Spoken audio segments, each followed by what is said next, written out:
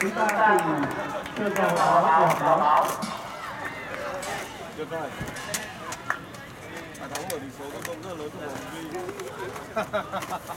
V.League lên đột phá quả rất hay. Tiền bóng cho Minh Vương. Hôm nay cũng là sinh nhật của Xuân Trường. Văn Toàn, cái cầu thủ chơi rất hay ngày hôm nay.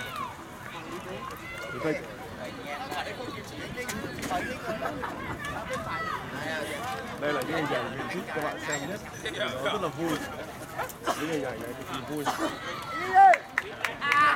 Thực sự là rất là nhiều thú vị. Má nó phải như thế chứ. Tuyệt vời quá. Anh. Từ tuần trước giờ mới gặp nhau rồi.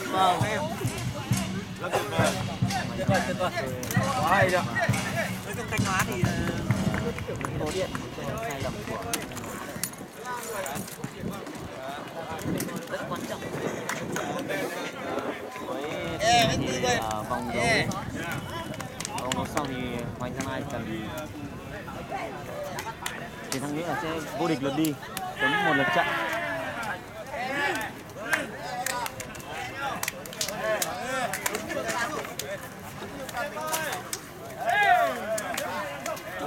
Đức Lương nhá. Chúc mừng Đức Lương nhá.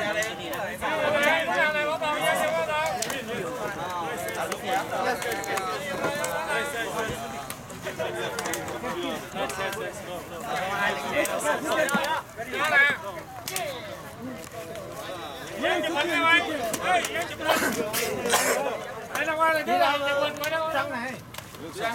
Sang này.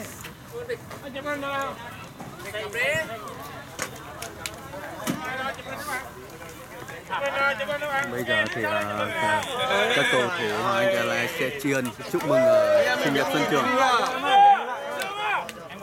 Em mà dặn đi.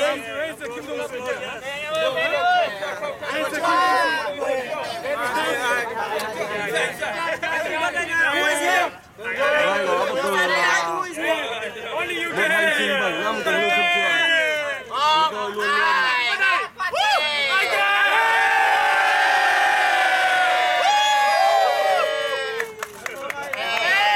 Chủ tịch đâu nhỉ? Hát tôi.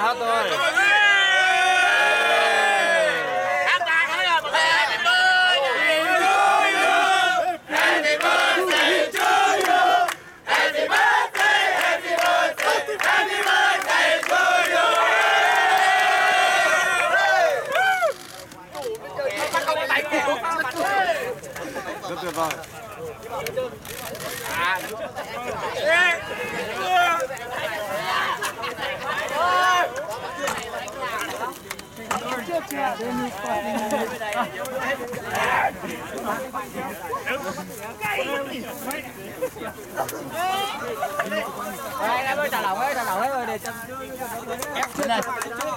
Ok.